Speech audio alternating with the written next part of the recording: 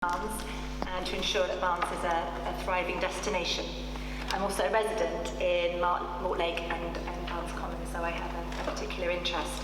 So I'm joined tonight by our panel of your representatives on the council, our ward councillors. So I would just like to introduce them to you.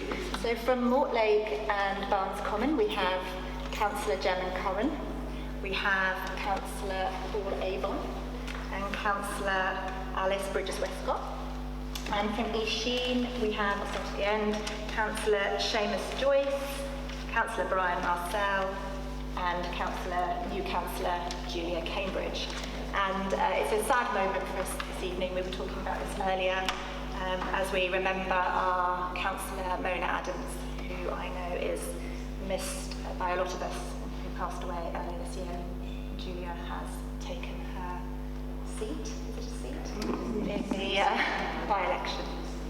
Okay, so Richmond Council is committed to working with local communities to ensure that we have a fairer, safer and greener community. Fairer, safer and greener borough. So the community conversation is the council's community engagement process. It's the way they talk to you. So one part of that programme is a series of events which are hosted by the ward councillors. And each event has an independent chair, which is the role that I'm in tonight. And my role is to ensure that the event runs to time, that you all have a chance to ask your questions, that the event is as apolitical as it possibly can be, and that no one issue dominates, so that we have a fair distribution of issues and questions. So the meetings are your chance to discuss local issues, to ask questions about consultations and ward budget, and also to suggest what you think the council's priorities should be. And I don't know if you've had a chance this evening to have a look at the panels at the back of the room, but I'll encourage you to do that if you haven't at the end of the session. So tonight's all about you, and we are here to answer your questions. Just in terms of housekeeping, fire exits, I know there aren't many of us, but there's some fire exits here and here where you came in. We do have an agenda for this evening.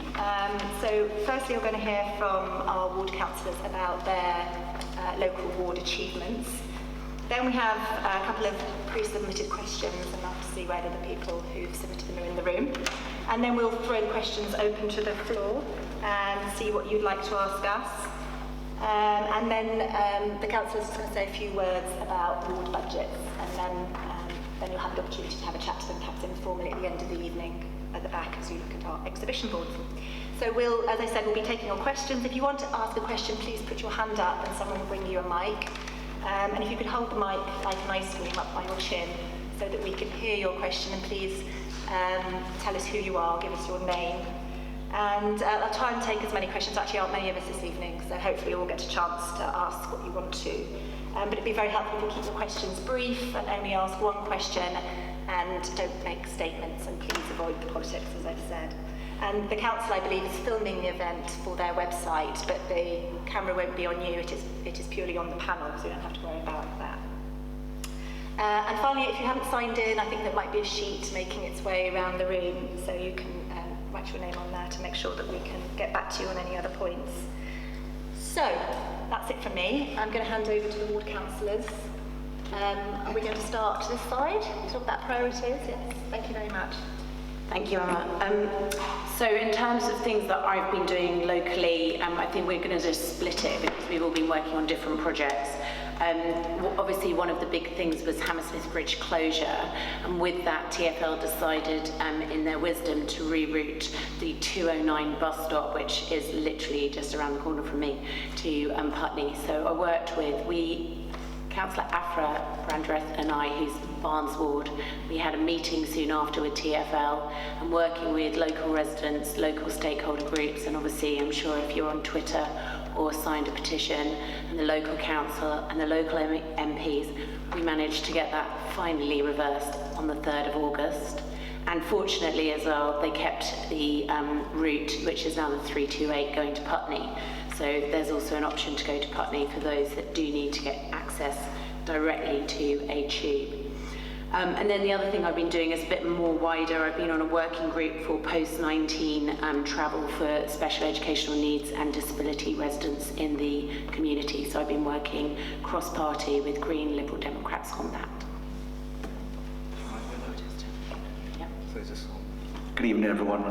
So in terms of some of the things I've been working on, perhaps I guess for me the biggest difference over the past few months since we last met is I no longer spend half my life in meetings with Network Rail, because we now have the footbridge on White Hart Lane, which I hope many of you are enjoying using. I know I get plenty of residents say it's changed their lives on a daily basis, and I should probably take this opportunity to thank the amazing Emma Robinson, with whom I worked closely, particularly latterly, on getting the footbridge done. So that's certainly a major change to the area. The other thing which has been taking a huge amount of time, not so much recently, was the Barnes Hospital application, which some of you may be aware of.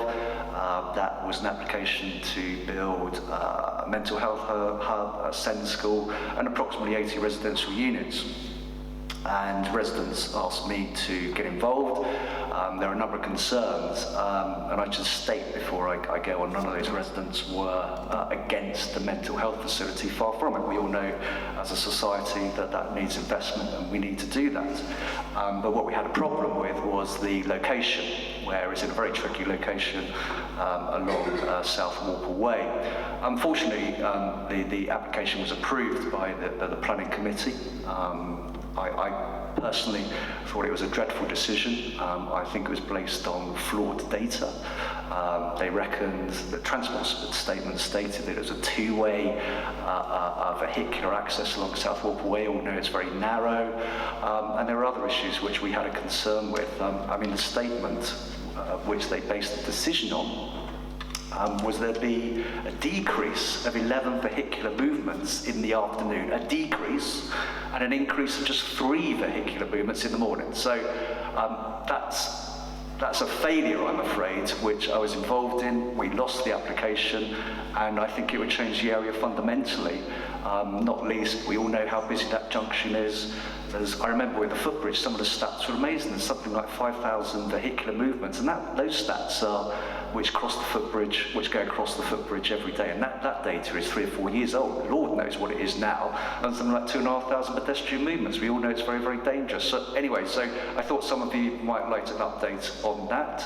The other thing which I've been working on, which I think is incredibly important, is Chertsey Court. I see some residents from Chertsey Court here, or that area, and particularly in relation to the trees in Chertsey Court.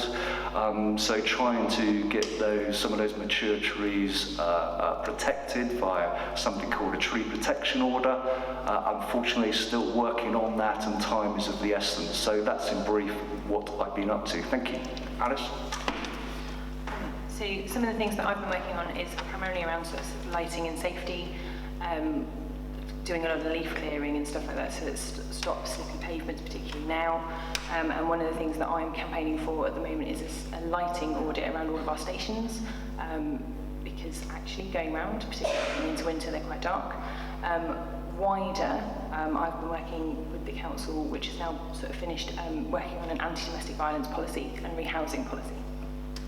Brilliant. Thank you very much. Busy agenda. Sheen. Okay, thanks very much, everyone. I made a list here, so I'm going to go in reverse order.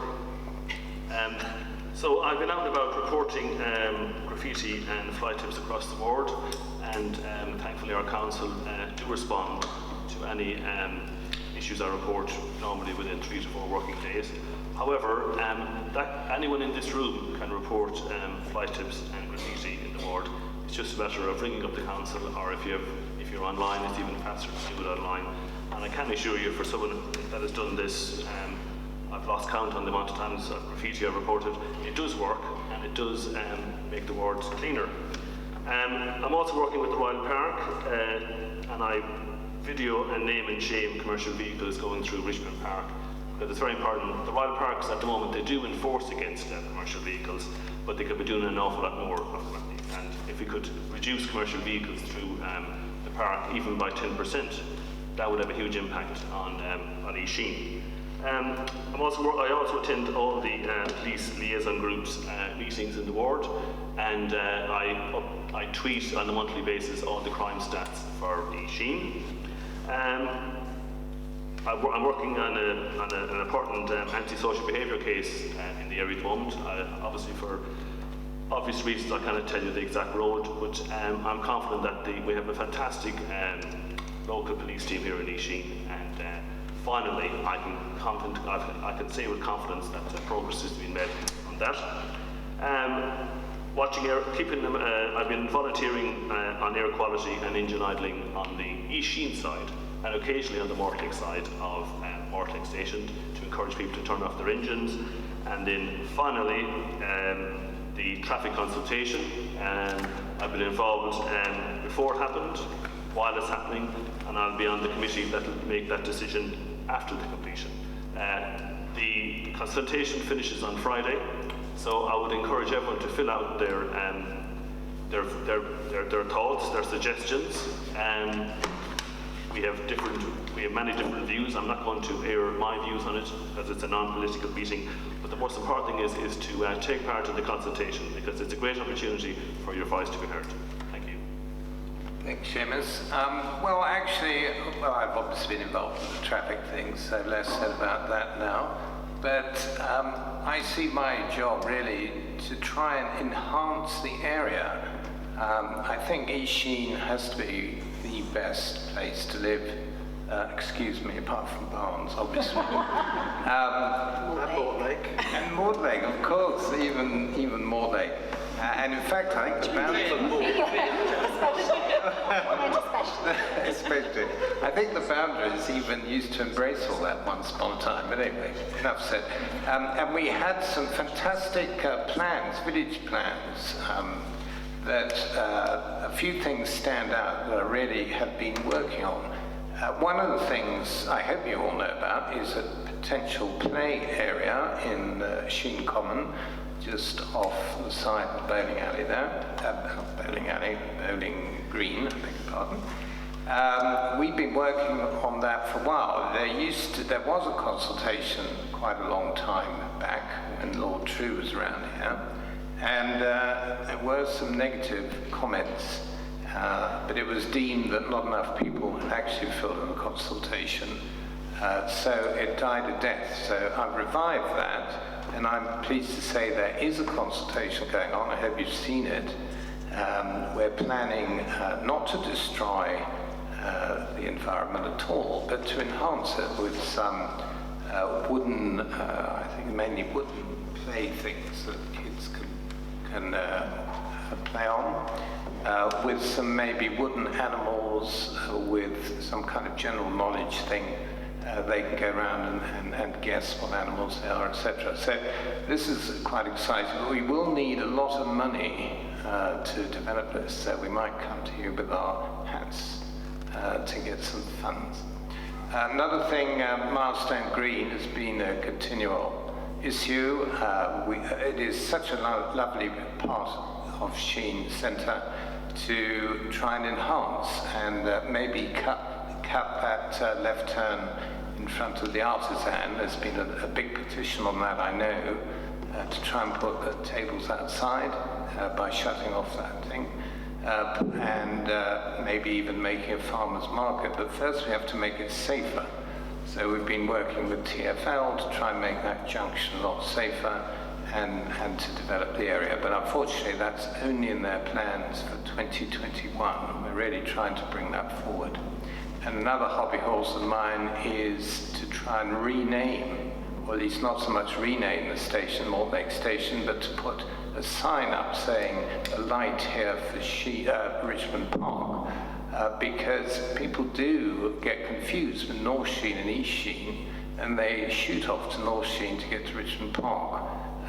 So we thought that if we put a sign up there, that might bring more trade to East Sheen, so they can walk up from the station into Richmond Park. So that's me. Thank you, Brad. Right, so first of all, before I start, I just want to really thank Emma for her comments about our colleague, Mona Adams. I very strongly feel her presence in most things that I do. She's watching over and saying, yes, you're doing an okay job, Julia, but just keep going and do a bit better. But she's sorely missed, so thank you for those comments. Now, I have been a councillor now for 8 weeks, I think, so I'm going to give you a little update, but please bear in mind, unlike these guys, I have just started, as it were, but wow, what a place to start. So, from the bottom up, as it were, bins. Now, I know we did have a question on bins.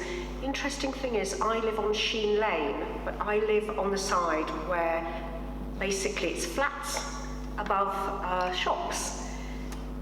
So when it comes to bin time, we not only have the residents above the shops, like me, who have to put the bins out, but we've also got the shopkeepers with the bins out. So I'm pleased to see that this is being addressed. I have reported maybe an overabundance of sacks and rubbish out on Sheen Lane.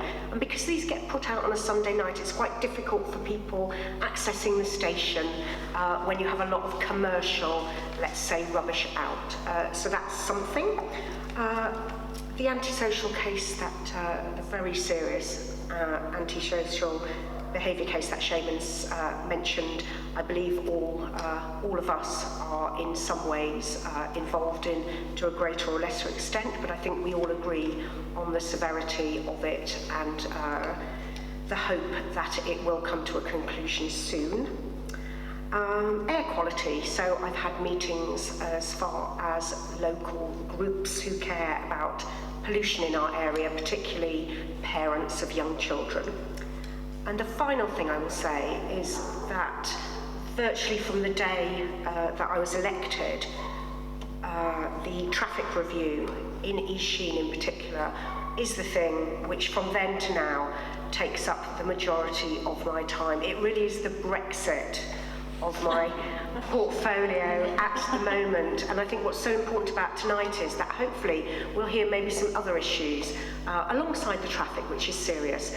But just on that, obviously I've been to the drop-ins, I answer copious amounts of email. I'm very, very, very grateful to everyone who's written to me with very detailed opinions, thoughts and potential other plans for the traffic issues in East Sheen. Thank you.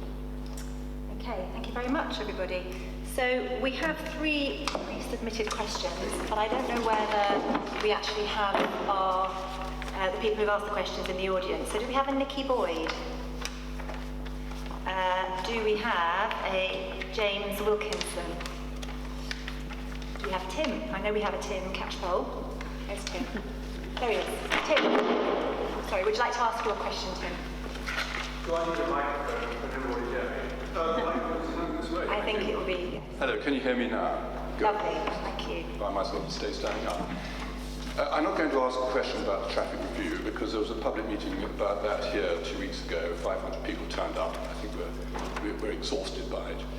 Nor am I going to ask a question about the brewery either because there's a public meeting about that next week. So I'm going to focus instead on something that I heard Seamus talk about, which was the level crossings.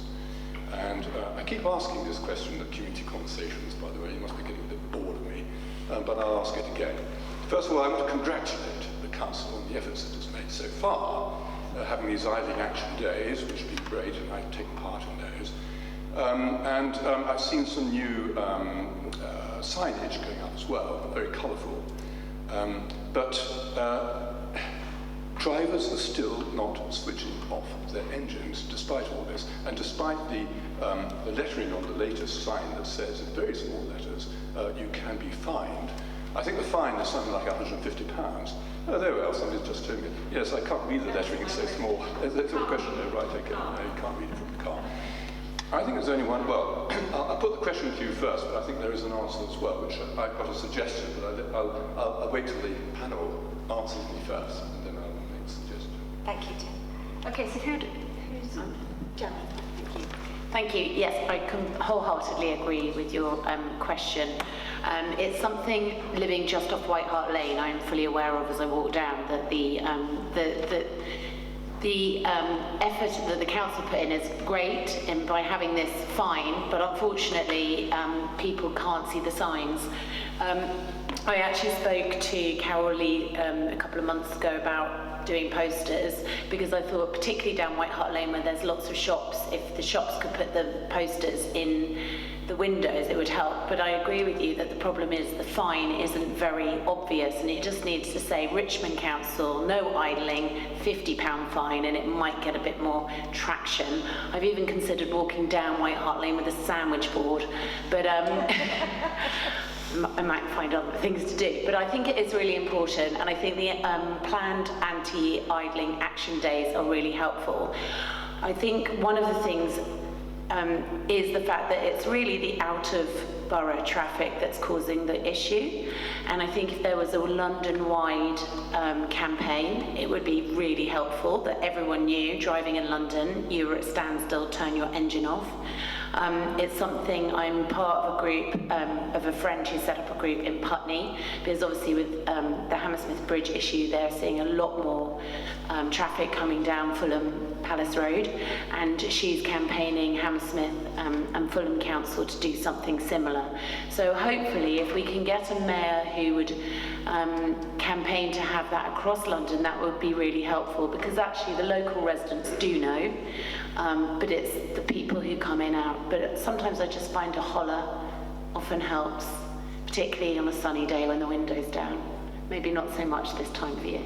Well, I think empowering residents to speak to drivers is something that the council should be looking at doing, because I think that is an effective way, and particularly parents with children are seeing that they're more and more having to ask drivers to turn their engines off.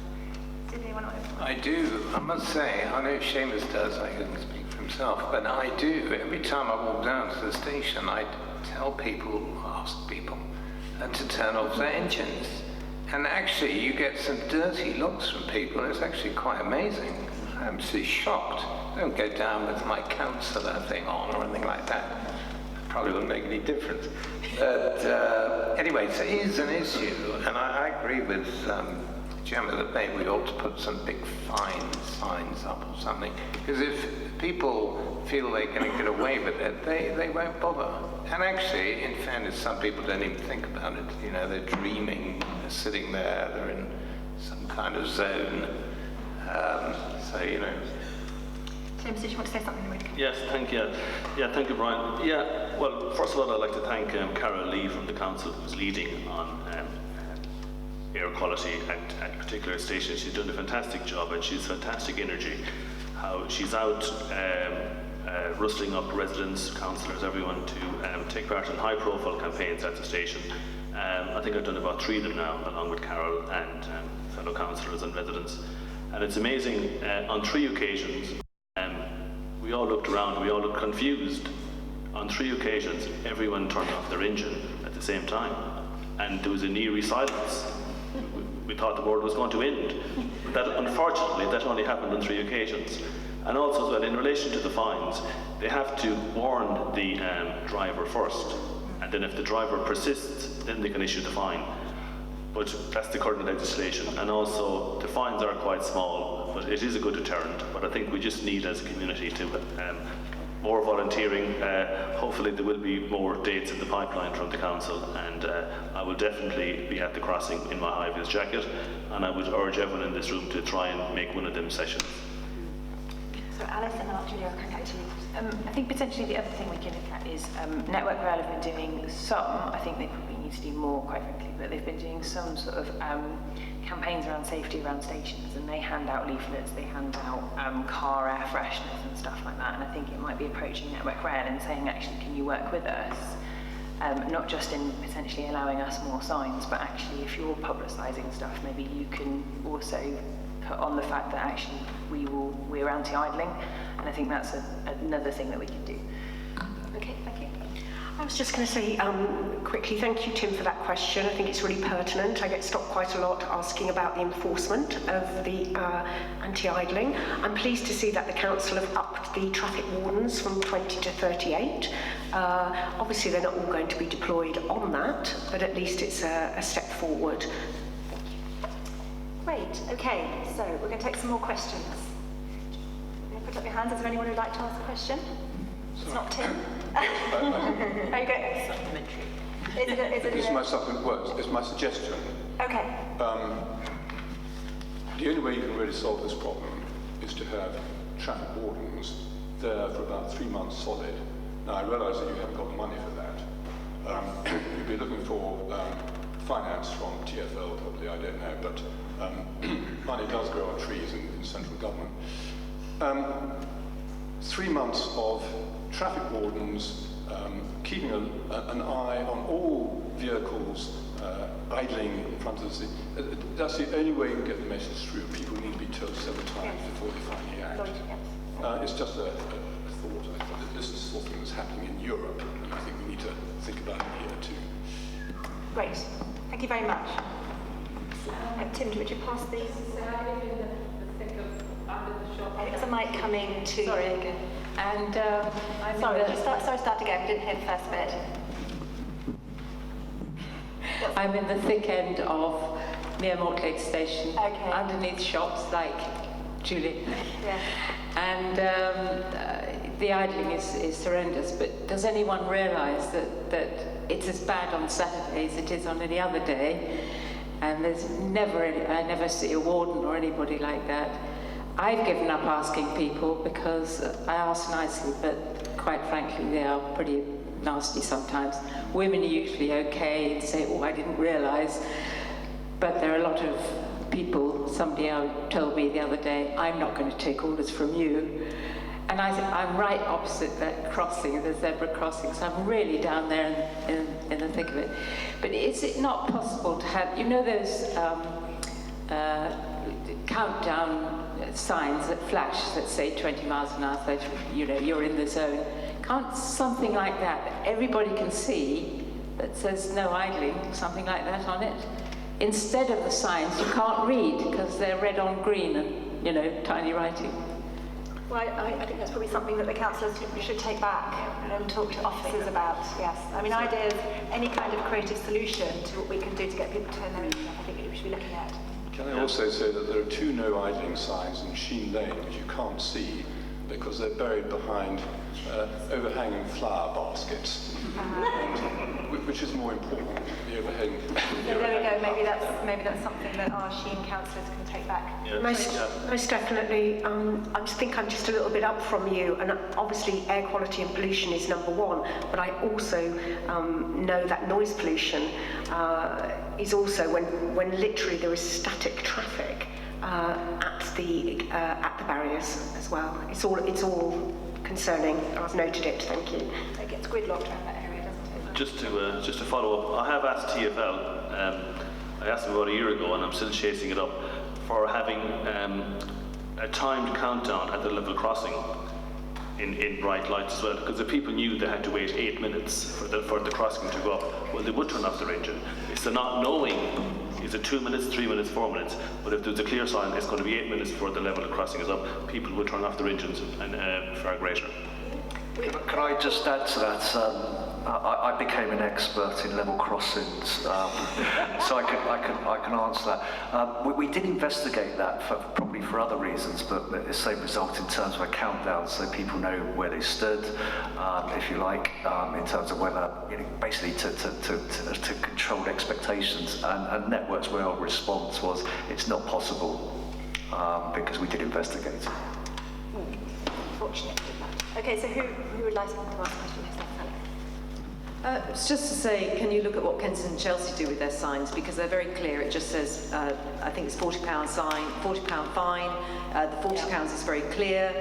They're on lots of lampposts. We seem not able to put clear signage up. So I think the idea that there needs to be a London-wide campaign is completely wrong. We just need to have signage up that instructs people that they are breaking the law and that they can be fined. And I think a lot of people in borough don't agree it's out of borough people only, because I have worked on the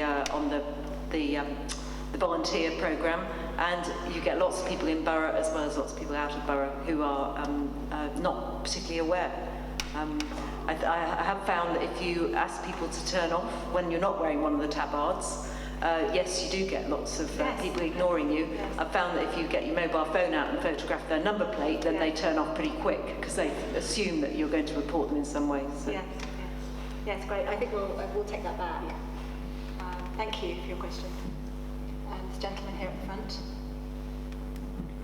Can I just add a couple of other things to that? There was a traffic warden at the Sheen Lane crossing at about 3:30 in the afternoons for about a week, and he was approaching people, presumably warning them that they were liable to be fined. I mean, the other thing is, although obviously the level crossings do hold people up for a long time, 8 minutes, 10 minutes, whatever, with the extra traffic generated by closure of Hammersmith Bridge, the tremendous tailbacks of traffic on both the lower Richmond Road and the upper Richmond Road. The traffic is stationary for a long time and they're all idling. I mean, the air quality must be absolutely awful. Yeah, around the schools, there's a particular problem around the schools. Yeah. Yes. I remember seeing something in a particularly bleak moment when I had nothing else to do about something in New York where actually it might be worth considering. There was an app where individuals reported idling vehicles and those individuals were rewarded. A relatively, I think it was quite a big sum, but that struck me as something worth investigating. I guess there's issues there in terms of respecting privacy and everything else, but they're breaking the law. So I think, to create that culture where it's totally unacceptable, like drink driving, where individuals are allowed to report vehicles via a very quick methodology in apps. It doesn't take hours, quick ping, goes to whatever the relevant authority is. I think that could be worth pursuing, because it's got to become, people that quickly change when they start getting letters through the post nicking them for whatever it is. They quickly change. Yes. Can I just add the fact that I've approached people in the past and told them about it, and you don't get a very friendly welcome, I can assure you. It's like telling people they shouldn't cycle on the pavements. You usually get a one-finger salute and an F off. I can't believe that. Around here as well. Did anyone else want to make any comments about that? Should we move on to the next issue? Thank you. Hi there, I'm Jeremy. So obviously the pollution is sort of a hot topic tonight, but I guess something I want to say about all the developments around the area, that's going to obviously add to a huge amount of cars. We've got the one in the Stabbury, the Barns, there's apparently the one at Home Base is going to be done, and I hear Q as well. They're going to supposedly tear that down. So my concern really is when they're done. I mean, the other day I was watching, obviously the big crane was Stabbury, they're starting to dig that up, and the traffic from that and the effects from all those developments is going to increase, trucks, etc. So that's a big concern, and obviously when people move in, there is going to get much busier. So we're a village, and it does, at the moment with Hammersmith Bridge and all the traffic, doesn't really feel very villagey, Barnes and Sheen. So it's a big concern now, and I think it's going to be in future a much bigger one too. So yeah. Does anyone say anything about increasing traffic? I mean, I think it's something that is going to be a massive issue for all of us in the future as these developments come in. You're quite right. It is. Traffic is the vein of Sheen, Mortlake, the whole borough really. I would plead with everyone to fill in their thoughts and views in the consultation which closes on Friday. The council will look at that consultation. The Royal Parks are they've had a consultation on the 9 Royal Parks, and they're having a stakeholders meeting on the 15th of November. So they might come up with some good news, even though they do work a bit slowly, the Royal Parks, but they may up their game a bit now because they've less funding than they used to, so they have to find money somewhere, and that could be potentially charging people that use the park for under 30 minutes. Because if you use the park for under 30 minutes, you're a rat runner. If you use the park for over 30 minutes, you're possibly a resident and you're there to enjoy our great nature reserve. So and obviously with traffic, you have to cut the source really, and the main source really of traffic around here is coming from Sheen, it's coming from the A3, using our fantastic nature reserve to get onto the South Circular. So, there may be some good news from the consultation, and there may be some good news from Royal Parks. I know obviously, I love cycling, running horses, but I think park. Oh, sorry. sort of the park for me is actually quite useful for everyone. I think cars, I'm not anti anything, but I just want to say the cars actually are probably a good thing because they actually take traffic off some of the roads, and that, you know, people do cut through admittedly, but it's where else are they going to go? They're just going to take the main roads, and it's going to make Sheen and Mortlake probably worse, if I'm honest.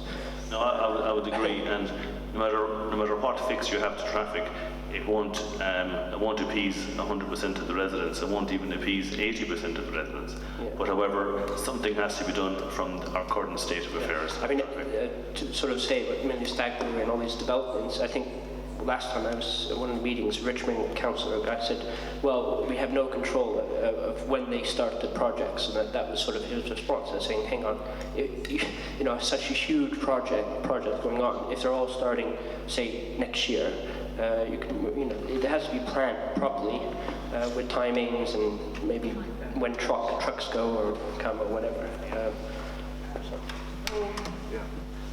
I think the gentleman raised a very good point. I don't think there's any easy solutions. I'll be the first one to say that, and everything has been amplified in terms of difficulties which we're all experiencing by the closure of Hammersmith Bridge. But I think your more general point is a very good one, sir, in as much as I think there has to be some coherence in terms of these planning applications.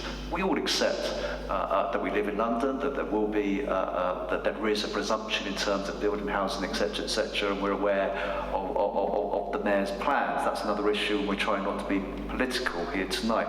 But I would just urge for there to be coherence. We've got the Stag Brewery coming along, which is going to increase the population in the Mortlake by 40% or something like that. We've got the Barnes Hospital application, which has been approved, as I discussed earlier. And I think within planning terms, perhaps Councillor Curran can confirm, but I'm pretty sure within a planning context, you can't take into consideration the wider applications which are going on. They're considered in isolation, which strikes me as just plain wrong. Otherwise, this area it'd just be unbearable. I mean, it's appalling now. Lord knows what it's going to be like with the Stag Brewery development, if and when that is approved. Barnes Hospital, everything else. It is totally unbearable, and the situation, unfortunately, is going to get a damn sight worse.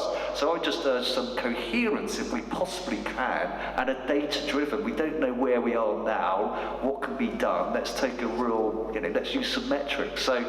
But no easy solution. I'm not going to suggest that the council can wave a magic wand and go right, but there does need to be some coherence. That's my point. Did you want to say something? Well, I'll talk about it in planning terms, not specific planning applications, because I do sit on the planning committee and I don't want to be prejudiced in any sense. So the council can look at other planning applications that are happening in the area, and they can put some weight onto those planning applications, but they can't put a significant amount of weight on them, because just because something gets planning approval doesn't mean that it's actually going to be built. So people get planning approval every day for things that sometimes don't ever come into fruition. So there's some weight that the council will give to big plans, and obviously if there's something actually in construction, that weight will be given to a following planning application. In terms of construction traffic, that's a bit trickier, because you can't refuse a planning application on construction traffic because it's seen as a temporary measure. But the council will ask with the transport officers for a construction management plan, which will detail deliveries, traffic movements, how they're going to manage the site, the impact on pedestrian footways and roads. And so that would go in specific, particularly on bigger and larger developments, that would be looked into in greater detail. So that's. Thank you. There's no easy answer. I see it as a big picture, and kind of seeing all this being accepted, and obviously the thing's got to be built, knocked down, and then people are going to be thousands of people in Sheen going to be moving here, and it's a big issue. Are you worrying as a resident? Yeah, a little bit, and I actually watch the Stag Brewery from my flat, and they're really moving at the moment, knocking things down and stuff. So obviously I haven't seen too much in terms of trucks going through, but It's happening. It hasn't got planning permission yet, so okay. So maybe yellow they're just ground knocking might it down or just be something. tiny bits of work. Yeah. Yeah. Okay. Yeah. Mm. Thank Thanks. you. Okay, who else would like to ask questions? Lady there. Thank you. I'm going back to the level crossing partly. Obviously, all the idling is a problem, but that parking, especially the Tesco's lorries, which are constantly there on a double yellow line. I walk past Mortlake station all the time. I've never seen one be challenged. There's crates all over the pavement, blocking the pavement. It blocks the traffic back over the level crossing. It blocks the traffic coming this way. Why on earth is that parking not enforced? And it never has been enforced. You know, as a resident, you just think, is there some agreement from Tesco's? It just shouldn't happen. It just makes things 100 times worse. It's near a level crossing. It's an established safety issue. Yes. We know because we campaigned to have a zebra crossing near one of our local schools, Barnes Primary, and were told that there wasn't allowed to be anything that could possibly inhibit traffic flow near a level crossing. And having failed in that, watch this Tesco's lorry, you know, there all the time. So that's one thing. And the other thing is, you know, more generally parking. I think if there was more residents-only parking, we would have less through traffic and less traffic coming out. We've got friends who live in Salisbury, and apparently it's a well-known fact down in the West Country that if you're driving into town, Mortlake, Sheen is the last place you can drive into and park and go into town. So lots of people they know will park around here because if you think about it, if you think about the route into town, it's an ideal place to park. So I would say parking is another big issue. Okay, thank you. So who would like to answer the question about Tesco's and the loading? Well, maybe some good news with Tesco. I have been in contact with Tesco, the manager of the shop and his bosses actually, to try and get their delivery slots outside peak times, because at the moment they were delivering at 8:30 in the morning, which was chaos then for the nearby school, the other side of the level crossing. And I also suggested that one of the parking bays could potentially be reduced to a loading bay, and then Tesco could park their lorry further away from the shop a little bit, which would make the crossing safer. And that decision is ongoing at the moment. If I go park on the double yellow line, I would be... Well, it's an interesting question. Why are they not getting tickets? It's like a loading bay, isn't it? Well, it's not. It's a double yellow though. I know, but I mean an artificial loading bay. They've got to park near enough to the store. It's not a loading bay. Sorry, I can't hear. It's a double yellow line. Yes. Why are they above the law? Well, I think maybe Seamus could come back on that. I will ask the council. There's a clear need for traffic enforcement to catch them at the time. I could catch them any time. They're always there.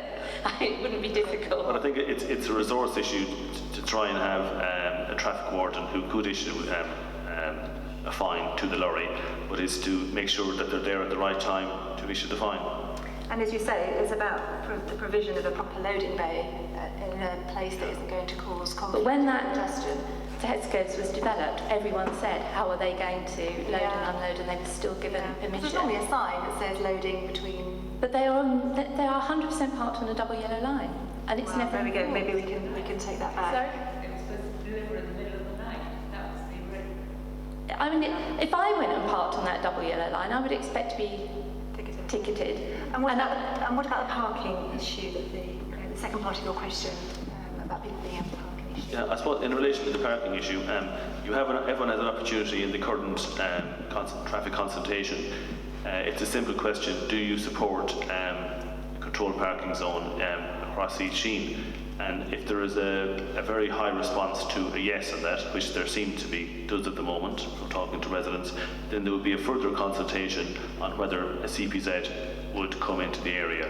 And from what I can see from local residents, a lot of people are in favour of CPZs right across East Sheen, which will only add, it'll be a plus for the ward in my view.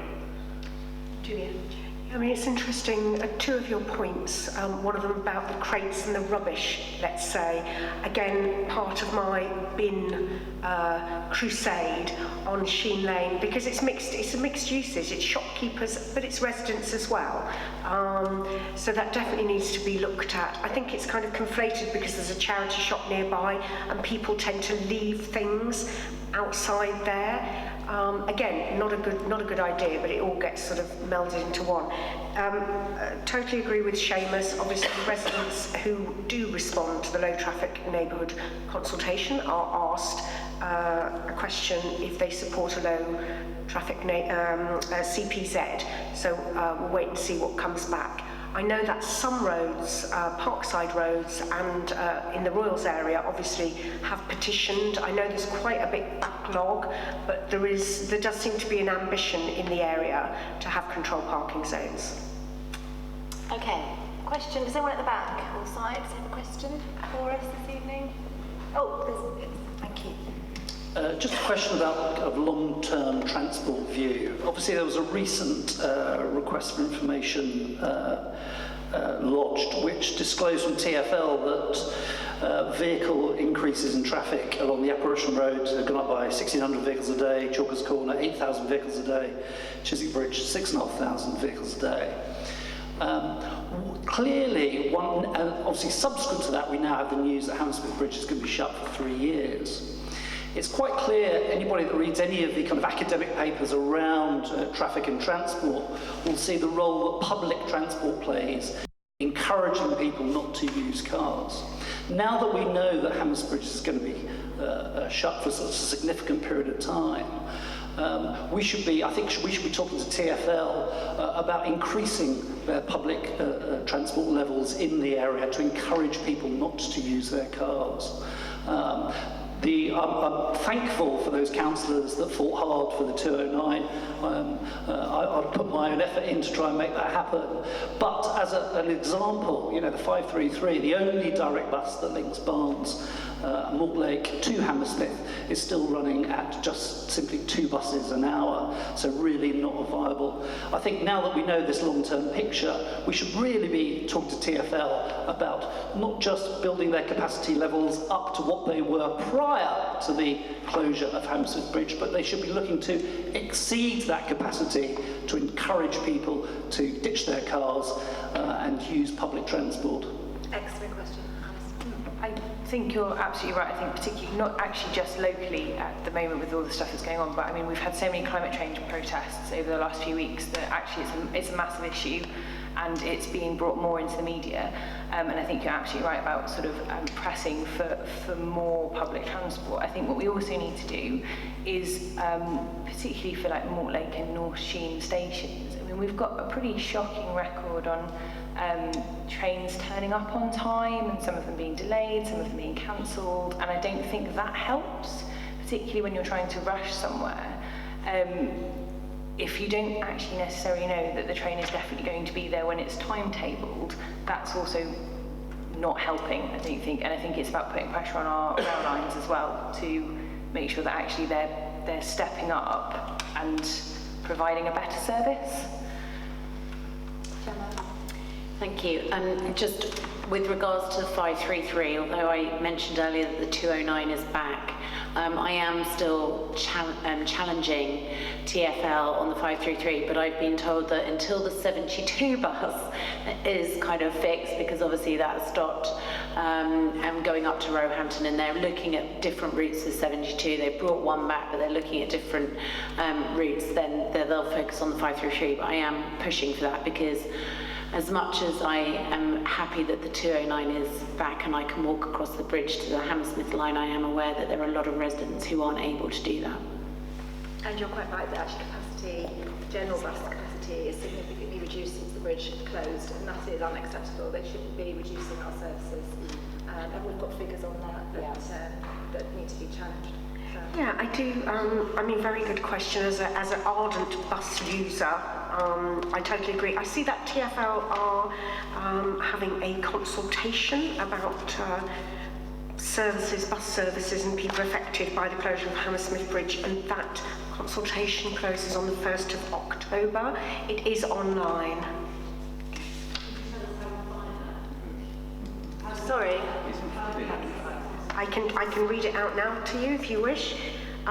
So it would be consultations.tfl.gov.uk/Hammersmith-bridge/. Do come up to me afterwards and I'll be happy to show you in writing. I think if you probably go just on search in Google TFL, Lynette was trying to say it would come up, I'm sure. But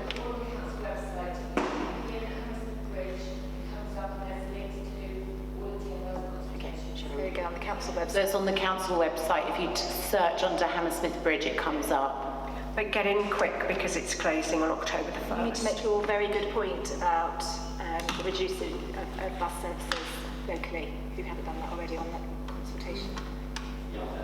You have. I'm sure you have. I'm sure you have. Yes, which I can. Just add to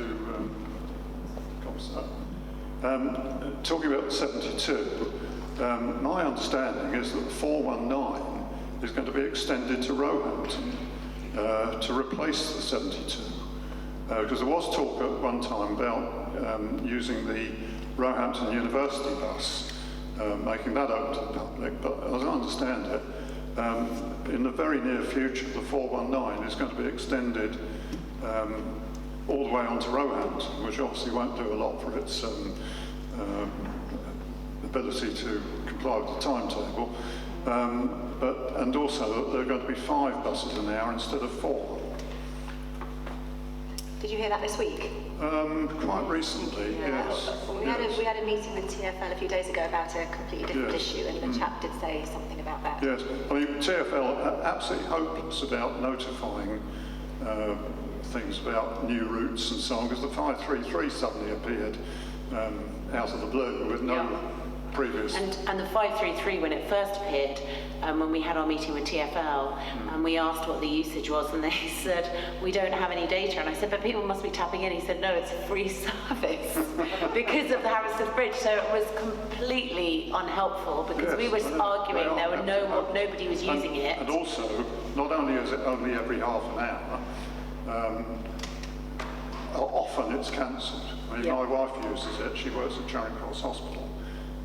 And often you turn up at Hammersmith to get the 533 and it's cancelled. So the next one is an hour later. And I think going back to, I can't remember, there was a gentleman's point saying that, you know, to use the, to get the, I think it's your point about using the public transport and getting people out of their cars. I think a lot of the problem with the 533 and the 419 and the fact that they're irregular and cancelled is because currently they are going down Mortlake High Street and around the terrace, which is backed all the way back.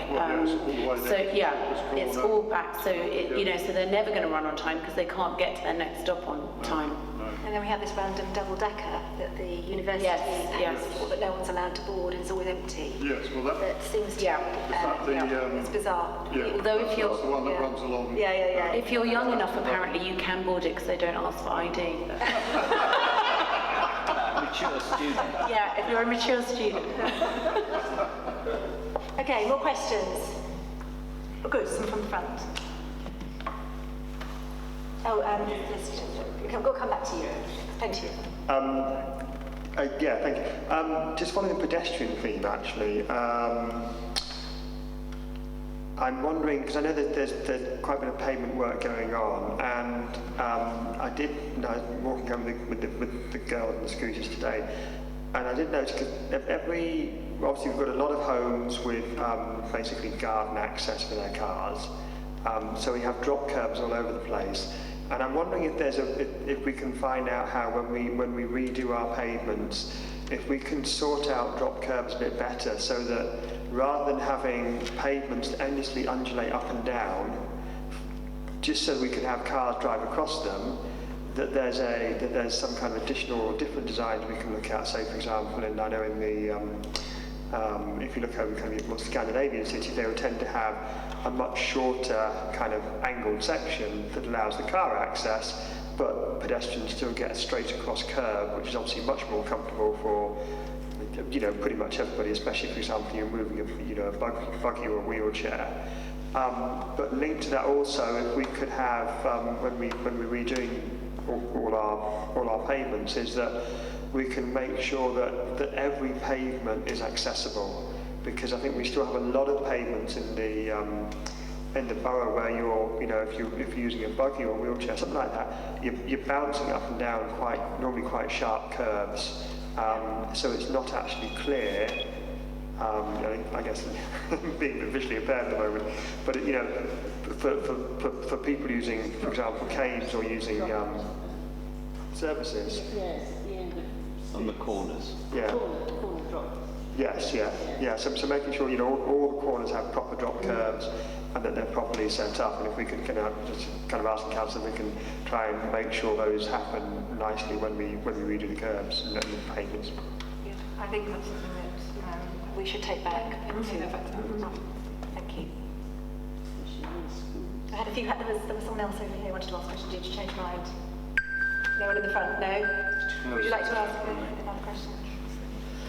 Okay, I'm sort of probably going a little bit against trend, but I would say that I'm sort of a keen cyclist, car user, walker, runner, all that stuff, so I'm not anti anything, but I used to live in Brighton, and one of the reasons I actually moved from Brighton to London, or Sheen, was I guess when the Green Council came in, there was this huge push for, well, basically shutting down roads, construction, 20-mile-an-hour zones, the parking zones, and all this stuff. And it absolutely caused, from my point of view, chaos. And the trade literally overnight just dropped. There was all this sort of one-way streets and cycle lanes that cost a huge amount of money. So I guess one of my points is perhaps to take into consideration with all the new developments, for example, although I realize that people don't like cars in this audience so much, but maybe when new developments are being done, there are proper car spaces underneath, so they don't actually go onto the park on the roads that are already full. That might be one option. And with the CPZ, I learned in Brighton that areas that were quite easy to park around and had no restrictions, once the council started implementing new zones, all it did was make one area packed and then shift the problem down to another road and another road. So it caused sort of issues, although they've sort of solved one, it just impacted other areas that didn't have cars, for example. So I guess just to be wary of the Brighton situation and how much, how many people got affected by the Green sort of campaign. But okay, thank you. I think Alice, you're going to. Yeah, I mean, I think you're absolutely right, sort of taking into account all that sort of stuff. I do think where I may slightly disagree, you wouldn't mind, is I do think, particularly with what we've seen over the last few weeks with campaigners such as Greta and protests happening all over the world, including Afghanistan. There's climate change protests happening in Afghanistan. We do have to take this issue seriously. And so I do, on the one hand, sort of agree with you that we need to sort of be accommodating, but I think we also do have to be quite robust in some of the measures that we have to take in order to improve air quality and in order to fight climate change. I think that would be the only thing I would say. That's what I'm trying to say. I'm neutral. I'm not saying, I'm a car. Yeah. Sorry. I'm a car user. I'm a biker. I'm not trying to stick. But I noticed, for example, in Brighton, they a brand new building tore down a building, built a building, and they said, a few hundred people, whatever, in town, that we built bike spaces underneath. Well, only so the 300 residents, whatever. Obviously, I don't know, say 100 of them or 200, quite a few will have cars. And it was a brand new building, an opportunity to dig underneath, and all they did was build bike spaces for 300 residents. And not everyone has a bike or wants the bike, or so it was just pretty bad planning, because as I said, all that happens is you bring new people to the area. People do drive, and of course electric cars are coming on and so forth, but I was just going to, I was waving at Paul because, just because I think one of the things that the council tries to do is have car-free developments. I don't know if Gemma, if you wanted to say something about that. Yeah. Trying to... Not really. No. The planning policy doesn't have car-free developments at the moment. But what it does have is it does have, it asks for a certain amount of car spaces per property, and there are it's not like one per, although it is actually one. There's a stipulation for cars per property. There's obviously also a stipulation for cycle provision. I was just going to come back to your point on CPZ, which I know you're saying people who have CPZs, it sometimes pushes the area around. When a CPZ consultation is done, they do look at the surrounding roads and they ask the surrounding roads for their thoughts as well, and I think you did one recently. Yeah, thanks, Gemma. I forgot the other thing which I did over the past few months was get a CPZ implemented south of the level crossing. So I've experienced firsthand what you've just talked about. What I have to say, by golly, does it arouse strong feelings of CPZ? I mean, crikey. I've never seen anything like it. I really haven't. I mean, I got, it was unbelievable. I mean, it took first of all, the whole process was like, pulling teeth. It took 2 years to get to that point. It was driving me up the wall. The whole process, so that certainly needs to change. And then some roads, you think you're doing the right thing. Some roads are vehemently against it. I have to say, I'm thinking of two in particular. I don't think I'm breaking any confidences. I'm not naming the roads, but by golly, the emails I got in terms of the prospect of paying, it's not a revenue-raising device, CPZ. That's for sure. It's about, you obviously have to get it back to idling. You have to have it enforced, otherwise it's utterly pointless. So you've got to pay for officers in order to enforce it and find those individuals, otherwise it's totally ignored.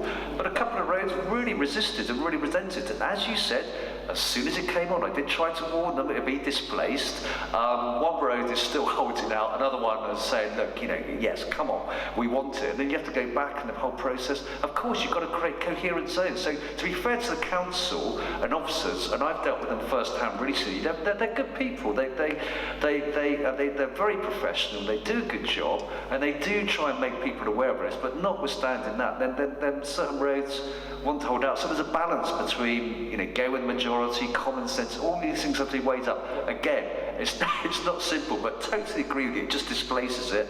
But by golly, some roads will go, no, thanks, and fine. Yeah, I mean, it's just, I don't know if you follow Brighton, but for me, it was a huge reason why I left Brighton, actually, because you couldn't get in. It made everything one direction, and it was just shambles because they were pushing their agenda. And I'm all for green, don't get me wrong, but I say just how it works. Thank you. Thank you very much. Okay, would anyone else like to ask questions?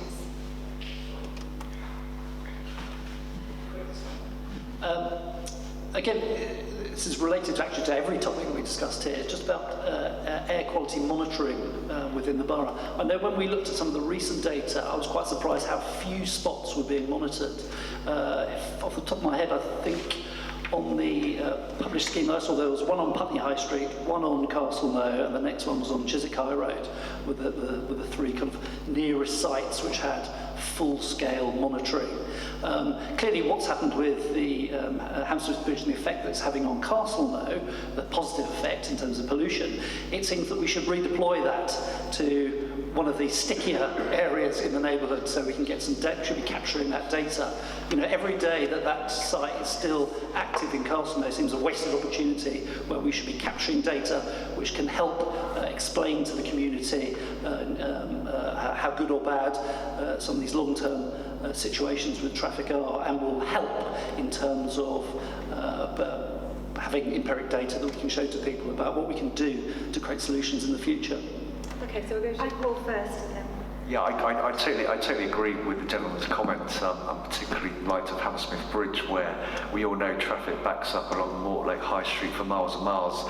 I requested that information in terms of where the station, where we collected data. And if I remember correctly, I'm pretty sure, I don't think there's one along Mortlake High Street. Perhaps one of my colleagues could correct me if I'm wrong. But that's the issue I raised with the relevant officer. We have to have that data because, well, we don't know what it is, but I'm pretty sure it's appalling. And therefore, going back to some of the points made earlier, we need that empirical evidence in order to make change rather than sort of finger in the air stuff. We're pretty sure it's appalling. We know it's deteriorated, but let's have some evidence and monitor how bad it is, and that will help us in our arguments, I'm sure, in terms of dealing with Hammersmith and Fulham Council, etc., TfL, all those sort of issues. We need that data. So totally agree, sir. We'll take that back. Yes, I mean, I was just going to say about, you asked, sir, about the monitoring. I know that Sheen Lane, in particular, has been monitored for the past 17 years, and the air quality data that's come out of that is available online. I look from my notes to see that it's been coming down as far as the air quality, in effect, has improved in that time.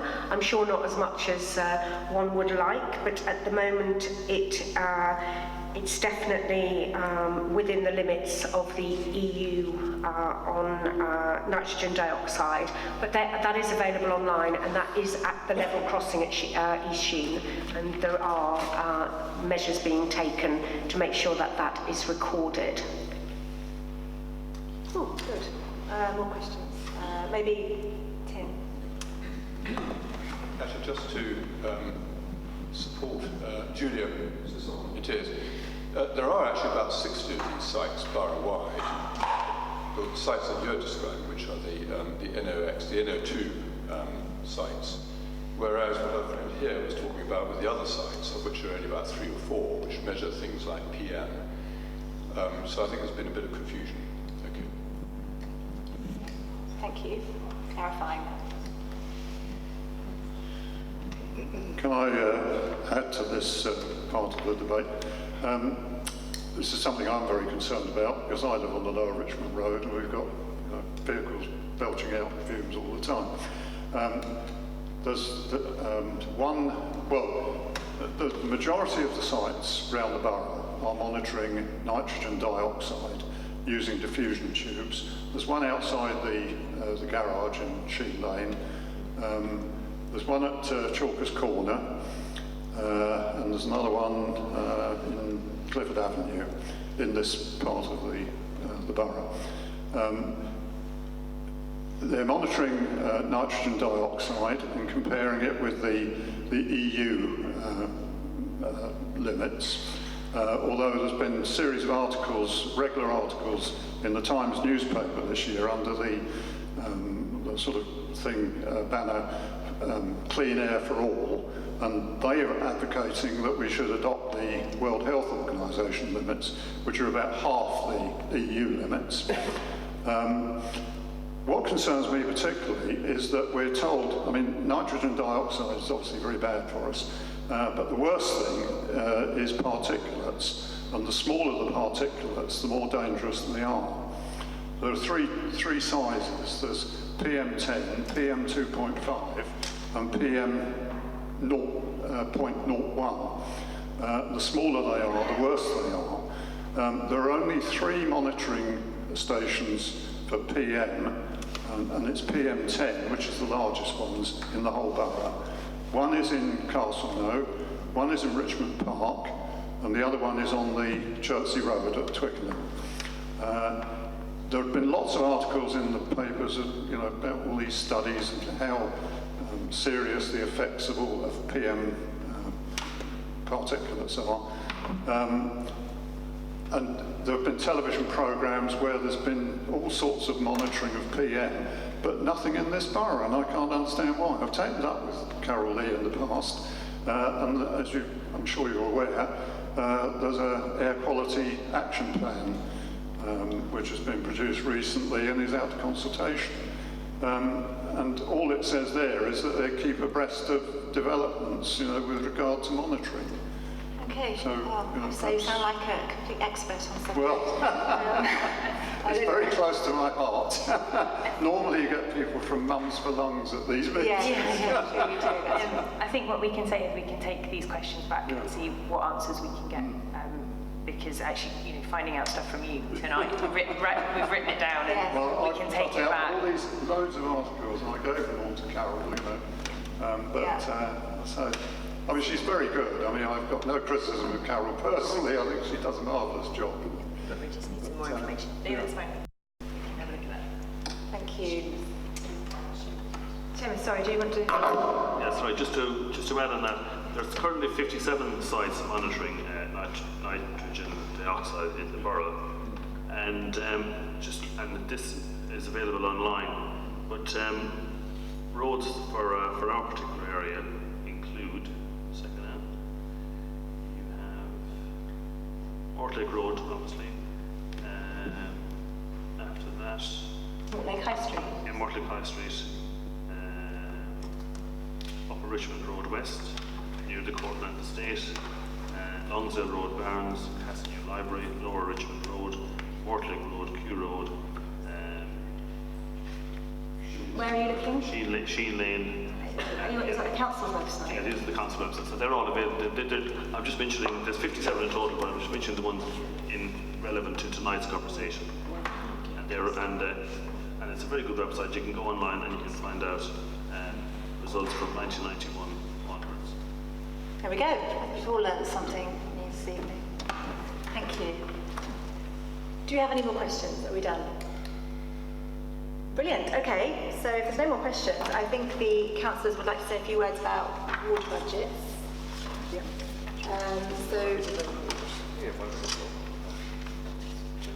No, those people aren't here. We had a couple of extra pre-submitted questions, but they didn't turn up, so we're not taking them.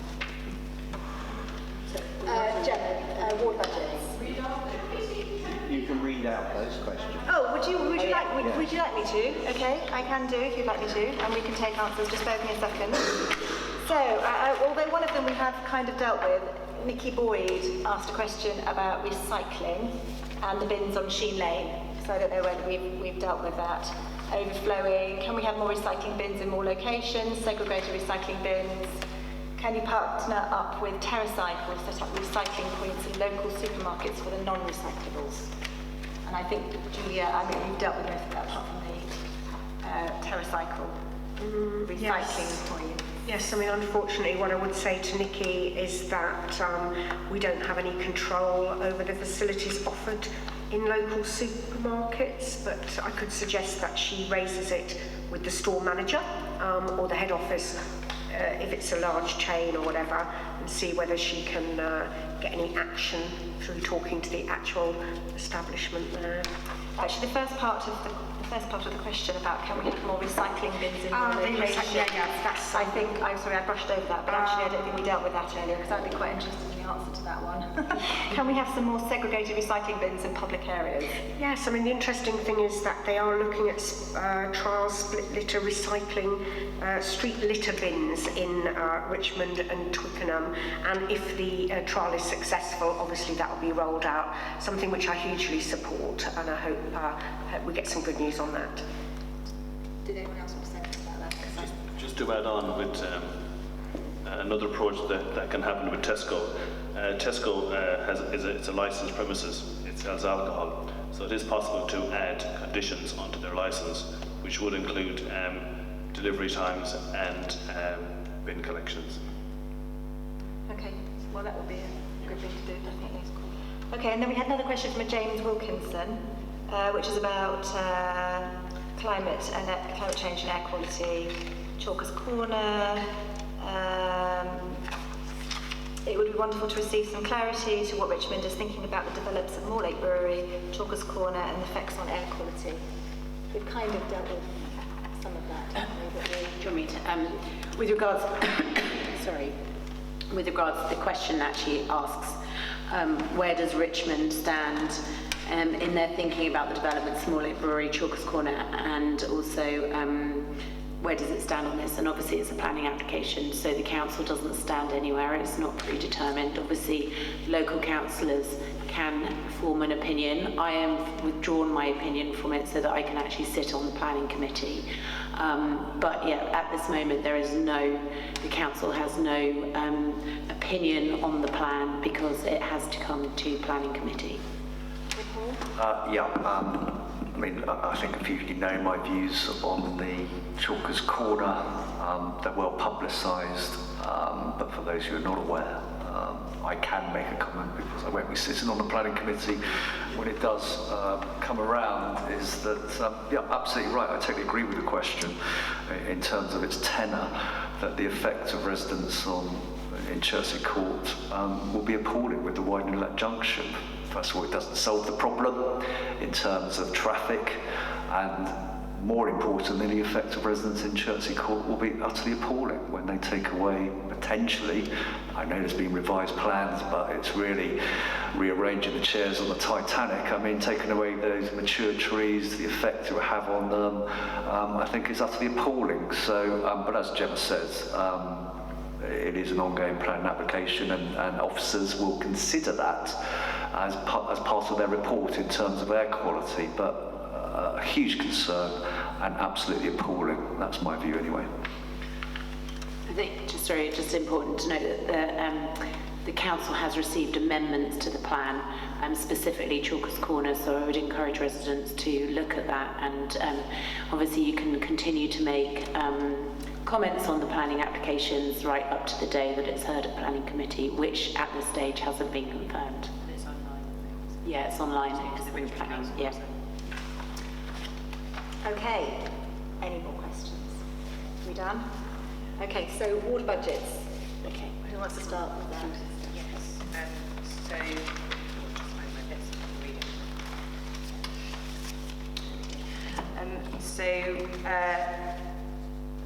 the Funds of Barnes Common Vine Road Recreation Ground feasibility study was given a £29,000 grant, thank you, from the Community Fund Awards. Okay, well, September 2019. And Barnes Community Arts Centre had a grant of just over 96,000 awarded to them, and that was specifically for access to the area, to the OSO, Old Sorting Office Arts Centre, in case those of you don't know where that is in Barnes. Okay, Barnes Community Association also, Barnes Community Association had a £94,000 award for High Street improvements, which includes moving bus stop down the High Street and looking at it's called an Atkins travel plan, so trying to make it easier for pedestrians and cyclists down there. I'll just carry on. Friends of Suffolk Road Recreation Ground received a grant of £15,000 for new play equipment. Barnes Community Association, Carsnell Community Project and Fish, that's a sort of joint venture with Barnes Community Association, received £10,000 for Barnes Men's Shed, which is looking to be located in the Wetlands Centre. And if you haven't investigated what men's sheds are, please do. It's a really, really great project that encourages people who are alone and isolated to find sort of a community. And then the Pictolog Toy Library service received £15,000, and that's a grant that allows the unique toy library to continue in toy libraries where people can borrow toys. And I think that's it. Oh no, there's loads more. Sorry. West London River Group received £5,000 for installation of trees, bird and bat boxes along the wooded towpath, which is near the Leg of Mutton pond, around just along the Thames. Mortlake Community Association received just over £4,000 to repair raised beds at the Mortlake Community Garden on Alder Road. And Barnelm Sports Trust received £2,500 for the installation of fencing around the athletics track at Queen Elizabeth Walk. Oh, finally, this is the last one. Barnes Community Association received £4,500 to purchase 5 signs to be located at 2 stations, the river, a location in Upper Barnes or North Barnes, and at the Wetland Centre. I don't know what those are for. Emma might know. Maps. Maps, for maps. There you go. Thank you. Well, sadly, Sheen has got nothing. Probably because it's Work harder. Barnes, hasn't it? And it's fair to say, though, we haven't asked for anything because residents haven't been coming up. Yeah. Sorry? Don't get that. Yes, exactly, but we have no projects that the residents coming up with, except, as I said, the play area, which will need probably 50,000 or something. That'll be the next round, maybe. Yes, that's one area. Certainly we'll need some money to develop Milestone Green. And I was quoted £10,000 by Network Rail to do the signing at Mortlake Station. And they said they wouldn't pay. And of course it's on their property. So I'm not quite sure whether we can take it over and get the money. But anyway, otherwise I have nothing from the residents at all. So now's your opportunity to come forward. Yeah, absolutely. And Lynette is here. Wave Lynette. Lynette Lawson-Tyres is our community links officer from the council, and she knows all about the grant and how you apply for funding. So have a chat with Lynette. I'd like to just add to what Brian was saying. It's I'm quite dismayed at that. I know from going around the ward, particularly there's some cultural groups that maybe could have benefited, but come forward, and if there's anybody here tonight from groups which aren't normally seen at receiving ward budgets, then I'm sure we'd love to hear from them. Yeah, and actually the process, having applied for several grants myself, the process is very straightforward, and it is surprisingly easy to get a decent amount of money for And I would mention, project. sorry, if anybody's got a business here, I used to go around a lot of the businesses here talking about broadband. There is a government grant, I think it's about £3,000, to increase the speed of your broadband if you have a business. And it's amazing how few people have even know about it, let alone ask for it. So if you have got a business, have a look on the government's website and try and get some extra money out of them. Okay, well, thank you very much. I think if we're done, I'm going to thank the panel for their fabulous contribution this evening. And thank all of you for your great questions. Do hang around. If you haven't looked at the boards at the back, do hang around and have a look and have a chat with our councillors if you have any particular questions perhaps you didn't want to ask in open forum. And thank you very much again for coming this evening. And we'd all like to thank Emma, fantastically chaired tonight. Thanks so much for doing it.